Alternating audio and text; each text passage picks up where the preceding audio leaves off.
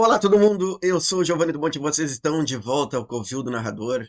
E eu tava muito louco pra fazer esse episódio pra vocês, que na realidade é uma espécie de conclusão de muitas coisas. Nesse episódio eu vou apresentar pra vocês 25 RPGs que têm grande significado na minha história como jogador e mestre de RPG, ou que ainda tem esse significado, que tem um grande poder emocional sobre mim. Na ordem, tá? Na verdade eu vou ir do 25º pro primeiro, mas é assim, ó, eu não estou dizendo nessa lista que eu tenha categorizado esses jogos do pior para o melhor, tá? É um vídeo de opinião. Eu selecionei jogos. Na verdade, eu tentei abarcar todos os jogos que eu conhecia de verdade, de alguma maneira. E só que eu não incluí na lista jogos que eu nunca joguei, deixando para a lista somente jogos que pelo menos uma one shot solo. Esse era o critério mínimo para eu qualificar esses jogos. E aí então é assim, ó, os que foram os critérios que eu coloquei para montar essa lista? Como eu já disse, ter lido. Na verdade, eu sou um leitor compulsivo de RPG, então eu li pelo menos 2 ou 3 vezes cada um desses jogos que estão aqui na lista. Os seus manuais, às vezes vários suplementos. Mas o filtro principal de entrada na lista é eu ter jogado pelo menos uma one shot, seja solo, ou co-op, ou guiada, tanto faz. Alguns desses jogos, bem poucos na verdade, são jogos que eu não tenho. Talvez eu já tenha tido esses jogos, ou eu li na casa de amigos onde eu joguei o jogo. Mas a maioria dos jogos que eu vou falar para vocês eu tenho ou em versão digital ou em versão física. Um dos critérios de grande importância é a primeira impressão que esse jogo me passou. Teve jogos que me passaram uma hype incrível quando eu li o livro, quando eu olhei as imagens, quando eu ouvi as primeiras mensagens, conversas sobre como o sistema funcionava. Esse primeiro impacto está na qualificação que eu coloquei aqui para vocês. A qualidade do livro como conteúdo para leitura e como fonte de consulta também é um qualificador. Tem alguns livros que são complicados de consultar. E aí acaba que o material se torna menos prático. Para mim, pelo menos. Tá? Isso é uma questão de opinião, totalmente de opinião. São preferências pessoais que eu vou estar botando aqui. E esse é o principal disclaimer sobre o episódio. Né? Eu estou colocando aqui opiniões formadas a partir da minha experiência como jogador, como mestre, enfim. E essa experiência de longo prazo, desde que um sistema foi conhecido, que um cenário, que um livro foi conhecido, as partidas que eu joguei, novas opiniões que eu fui formando, essa experiência de longo prazo também está como qualificador para colocar essa ordem do 25º para o primeiro. Aqui é menos técnico e mais intuitivo, tá, gente? Tem mais a ver com o jogo corresponder às minhas expectativas, ou que expectativas ele me cria. Como desde 2020 eu tô jogando muito mais RPG solo e co-op online, ou mesmo guiado só online, só que a vida tá cada vez mais apertada, a vida adulta tendo filha, te dá pouco tempo para jogar, a relação com a sua esposa pede que você tenha relação com a sua esposa, né? Que você tenha momentos, os poucos momentos que você tem livre em casa, você tem que estar com ela, né? Então é pouco momento para gravar, pouco momento para jogar.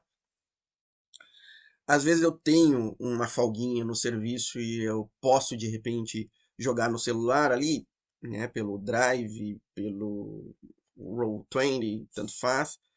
Então, um critério que fez muitos jogos subirem em qualidade, para mim, nesses últimos 2 anos, é que o jogo seja fácil e prático, do tipo que você pega e joga.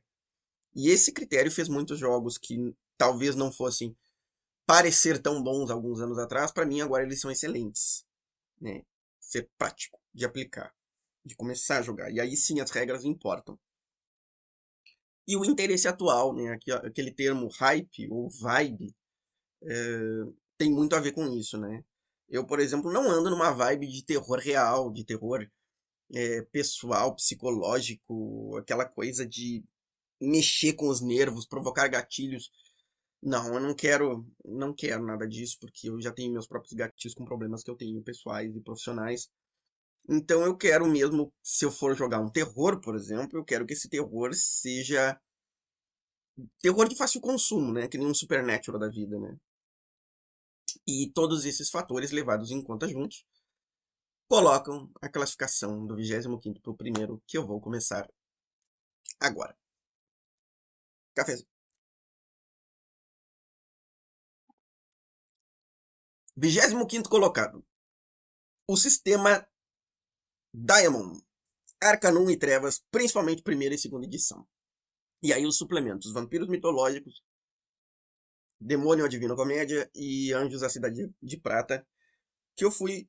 eu joguei eles no final da década de 90, 1999, 2000 ali. É mesmo questão de nostalgia, porque hoje, por exemplo, eu peguei meses atrás Anjos da Cidade de Prata para jogar, montar uma campanha solo aqui no canal mesmo, e ele é muito pouco prático, precisa de muita preparação, e você precisa estar elaborando muito a ficha de um NPC,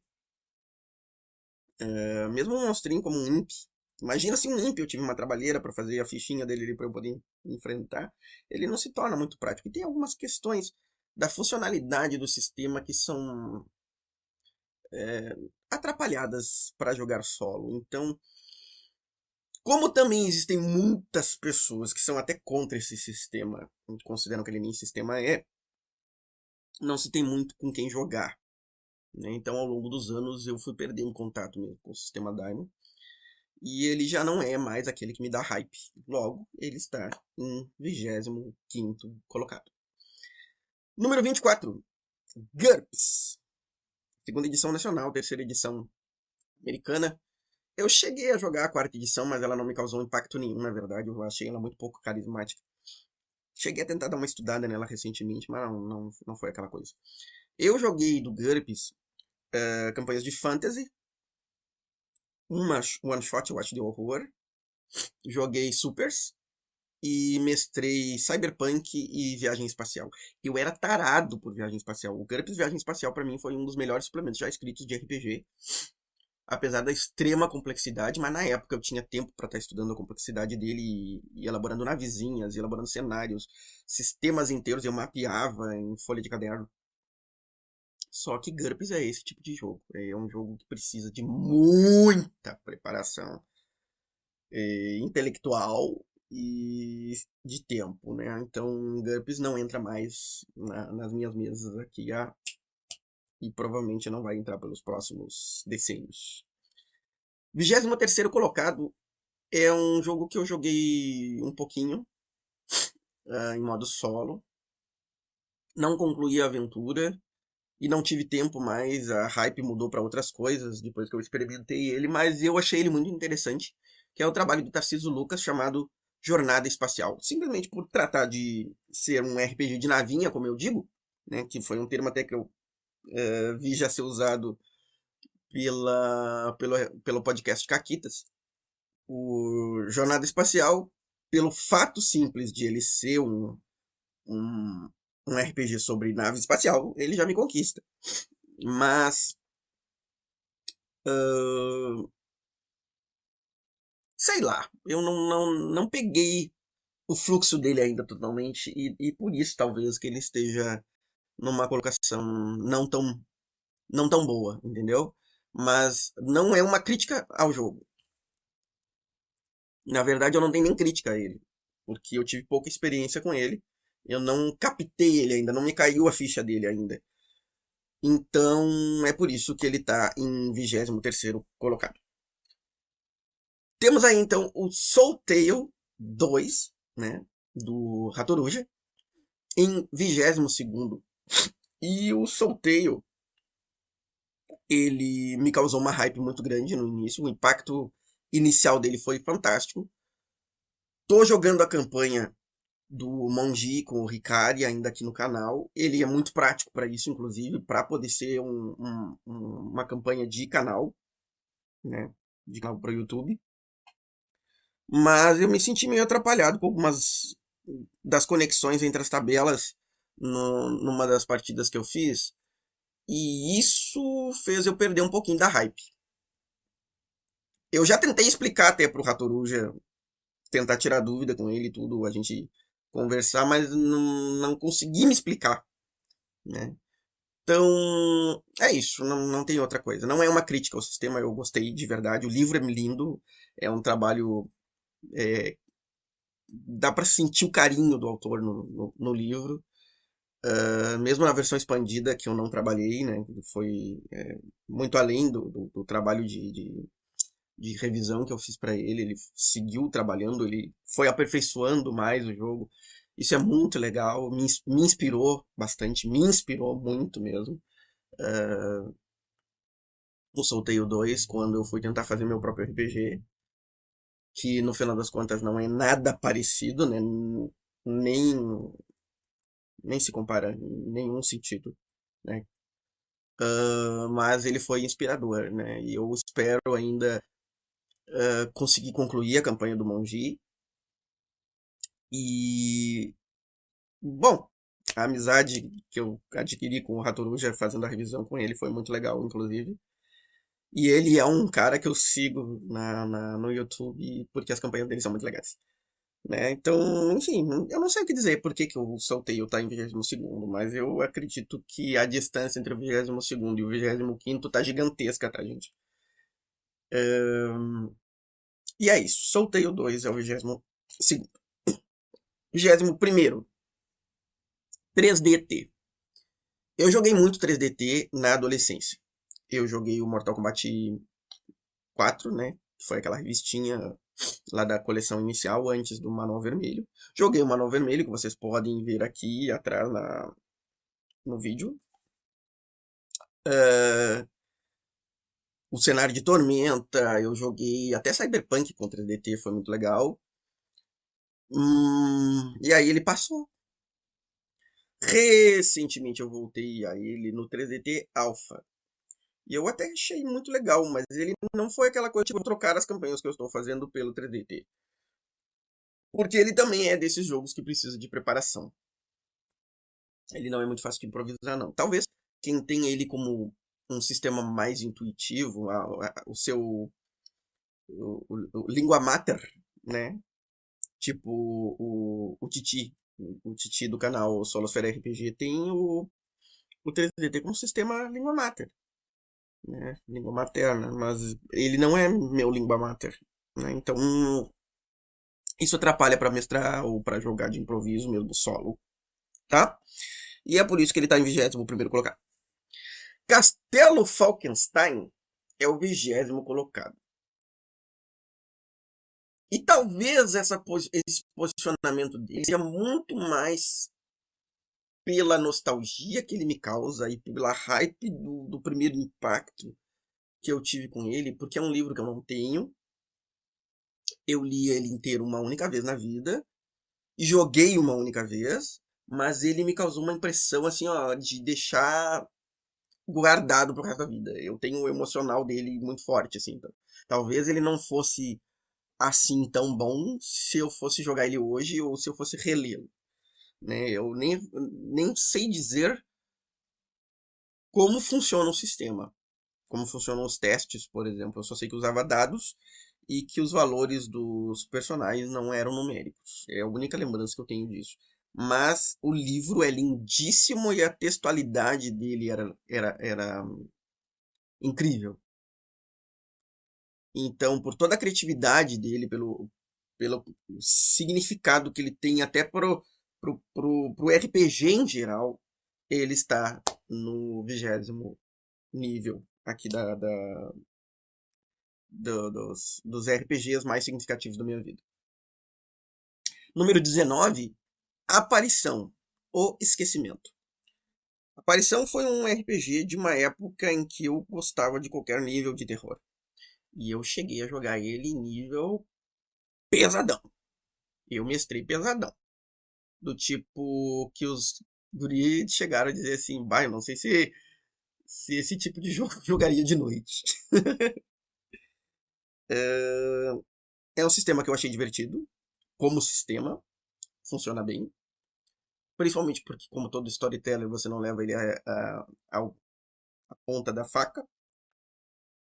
E, né, storyteller. Mas ele não está mais sintonizado com a minha vibe atual de jogador. Eu passei desse momento gótico punk. Né? Então, a aparição é o 19º colocado. E o 18º é o Vampiro, que é um pouquinho menos pesadão, no meu entender. Joguei campanha solo, do tipo, não solo, on-one, né? Muito bacana, joguei até live action do Vampiro. Mestrei um montão. Mas o que eu mais vi, na verdade, foi a proposta dele de ser horror pessoal, ser contrariada e transformar em X-Men das Trevas, como muito se diz por aí, é verdade. Tá? Eu vi. E é por isso que tá em 18º. Número 17. E aqui eu vou ter provavelmente muitos haters, porque para mim, a quinta edição do Dungeons and Dragons é o número 17. E eu não vou falar mais nada, é só o número 17. Número 16. Tormenta 20. Eu já admito pra vocês assim, ó, confesso, eu não gostei da primeira versão de Tormenta lá de muitos anos atrás, feita com o sistema D20, porque era parecida demais com o D&D 3.5 ou 3.0, que é um jogo que inclusive vocês não vão ver na minha lista aí. Se eu fosse colocar ele seria o 26º, tá? Mas Tormenta 20 é outro jogo. E ele é bem mais intuitivo, ele é bem mais divertido, ele tem uma apresentação muito mais jogável, muito mais legível. Fiquei sabendo que agora, recentemente, fizeram uma nova versão revisada e modificada. Ainda não absorvi, então não sei se eu vou manter a mesma opinião daqui por diante. Mas sempre existe a versão anterior, para quem não quer a versão nova, né? Número 15. E agora começam os top, tá? Número 15. Dungeons and Dragons Back Me, ou Role Cyclopedia, né? Os famosos Basic, Expert, Companion, Master, Immortal, lá dos anos finais dos... Não, 1983 para frente. E até 1995 por aí. Aqui no Brasil foi o D&D da Grow. Role Cyclopedia nunca foi traduzido, né? Joguei demais, demais. Só posso dizer assim, ó, joguei muito. Jogava durante a janta, jogava durante o café da manhã, sei lá, eu joguei muito, tá? Era em modo one-on-one. Joguei também com até 4 ou 5 jogadores, sendo jogador, sendo mestre, maioria das vezes sendo mestre. Só que passou. Eu cheguei à conclusão que todas as lacunas e as incongruências e as inconsistências e o fato do sistema ter subsistemas que não conversam entre si me chateava. E foi por isso que ele ficou pro passado e eu não jogo mais. Não tenho jogado, pelo menos. Talvez algum dia, por Natal, eu volte a jogar. Número 14. Vampiro sozinho na escuridão. O número 14, que eu considero melhor que o Vampiro à Máscara, tá? Por isso ele está aqui no 14. Mas eu quero deixar claro. Porque aqui os vampiros são muito mais versáteis, muito mais dinâmicos. E dá pra fazer muita coisa com Vampiro Sozinho na Escuridão. Mas principalmente porque Vampiro Sozinho na Escuridão é um jogo do tipo pegar e sair jogando. Tá? Eu só joguei ele em modo co-op. E só joguei por causa do co-op, porque eu não tenho o jogo. Né? Algum dia eu vou comprar. Até o final do ano, se Deus quiser. Número 13, Dominus. E aqui, Dominus poderia colocar vários exemplos. Existem muitos módulos de Dominus. Eu já falei sobre o Dominus aqui no canal. Mas o Dominus que eu considero que mais significou para mim é o modelo de Dominus. O próprio conceito, a filosofia de Dominus. Tá? É o jogo de RPG sem mestre para jogos rápidos. Sistema facílimo de aprender. E você pega o módulo do tipo que você quer jogar e você sai jogando. Tanto é que eu criei 4 Dominus, que foram os RPGs que estão entre os mais jogados dos meus últimos meses aqui. Número 12. Lobisomem ou Apocalipse. E o que eu posso falar dele? Eu acho que é o da linha Storyteller antiga. Ele entrega a proposta mais divertida. E eu jogaria mais. É o que eu posso falar. Estou acompanhando as notícias sobre o Lobisomem em quinta edição agora. Vamos ver o que vai dar. Número 11. Mago Ascensão. O Mago, ele foi um jogo que eu joguei bastante a segunda edição dele. Mestrei muito. E eu era fãzaço dele a nível dele ser a minha língua mater naquela época. Só que com todas as mudanças e coisas que se agregaram ao jogo ao longo do tempo, eu acho que eu perdi a sintonia com ele. E hoje a minha cabeça já considera ele um jogo complexo demais para eu querer realmente narrar. E jogar também. Mas talvez se alguém quisesse mestrar, eu fosse jogar, não sei. Dependeria muito do mestre. Mas o fato de ele estar na frente do Lobisomem é principalmente por causa de eu ter narrado ele muito mais do que o Lobisomem. O Lobisomem eu narrei muito pouco, joguei muito pouco perto de Mago. Mago eu joguei muito mais e narrei muito mais. 10º colocado agora, começa os top 10. Vampiro Idade das Trevas. Esse jogo era lindo, maravilhoso. E, infelizmente, quando eu me separei da minha ex-esposa, ele ficou com ela e eu... eu não sei dizer pra vocês o quanto isso me doeu. Ela fez isso só pra me punir. Número 9. Altares. O Altares, ele é um jogo de fantasia medieval do tipo sair jogando. E só isso já coloca ele acima de muitos outros. Eu tenho alguma dificuldade com ele ainda no quesito de ele ser muito mortal, né? Ao estilo dos OSR. Mas isso não diminui o jogo, não. A ideia de você poder jogar uma mesma aventura várias vezes e ter essa jogabilidade sem se surpreender jogando ela de novo, enfim, torna ele excepcional. Número 8. A Bandeira do Elefante e da Arara. Eu ainda joguei e narrei muito pouco ele. Perto do que eu gostaria de jogar. Ele é um jogo lindo. O livro é lindo, a leitura é incrível. E o sistema funciona muito bem.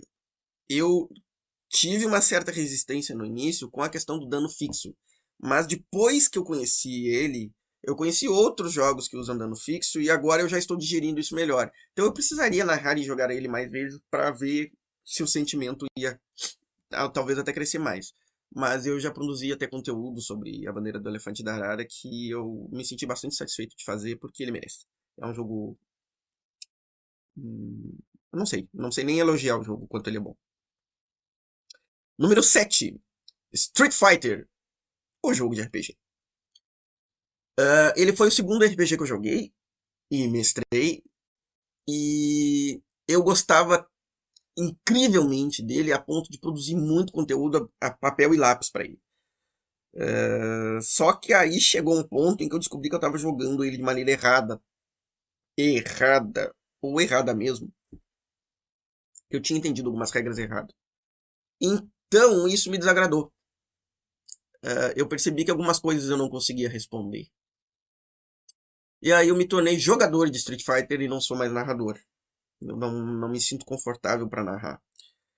E uma das razões que faz com que ele esteja em sétimo e não mais acima é o fato de que ele não é um jogo de pegar e sair jogando. Ele precisa de preparação. E precisa muito de preparação. E se você quer sobreviver no universo de lutadores e ser um campeão, você precisa fazer uma boa ficha. Ele te incentiva e pede de você que você seja um combador, né, um combeiro, para você ser vitorioso. E eu não consigo ser. Então, também por ele não ser a minha língua mater no RPG, ele tá em sétimo e não em posição melhor. Mas aí chega um RPG que foi durante muitos anos a minha língua mater. E eu joguei pra caramba esse jogo, narrei pra caramba.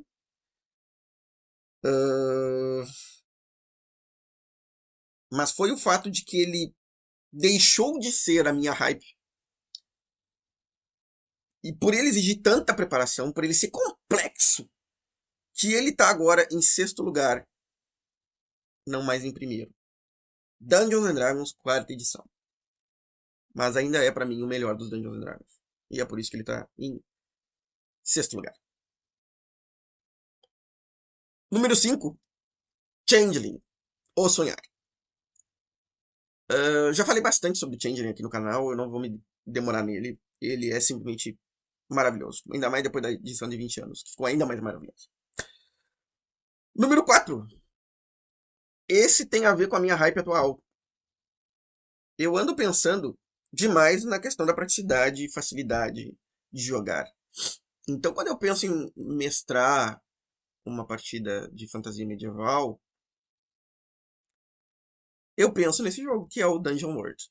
Né? E o Dungeon World, além de tudo, ele tem uma grande sacada, que ele é hackeável, e já foram feitos hacks em cima dele, que são muito legais, né? Como Aventuras no Planeta Dungeon, para ficção científica Espada e Planeta, e o Masmorra nas Estrelas, que é sobre Star Wars. Então, não tenho o que dizer. Número 3. Esse é uma das surpresas, né? Ele já conquistou o seu lugar no primeiro impacto. Ele é um jogo genérico e muito versátil, do tipo pegue e jogue. Intrépidos. Eu nem sei como, o tanto que eu poderia elogiar o César Capacli por essa criação fantástica que é o Intrépidos. Não sei, ele funciona. É um jogo que funciona para isso mesmo que eu tô dizendo para vocês. Pegue e joga.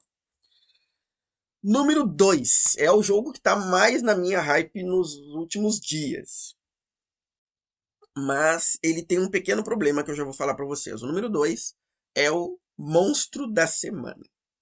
Monstro da Semana, inclusive, eu vi um canal na internet em inglês que diz que é o melhor RPG do mundo. E eu até quase concordei com ele. Monstro da Semana, ele permite jogar aventuras de horror de fácil consumo, como eu havia dito lá no início. Ele é um RPG de caça ao horror, ao estilo Hunter the Reckoning, né? Só que ele é muito mais narrativo e ele eu acho mais divertido. Tá? Qual é o problema do Monstro da Semana? Que ele tem um lado investigativo, só que o movimento de investigação dele eu acho um pouquinho, não muito, mas ele é um pouquinho limitado. Principalmente pela questão das perguntas que você pode fazer. E aí vamos ao grande campeão, mas antes de chegar ao grande campeão, o jogo mais significativo da história para mim, eu quero fazer uma menção honrosa ao Paranoia, que é um jogo que eu não li, não tenho, mas eu consegui jogar mesmo assim.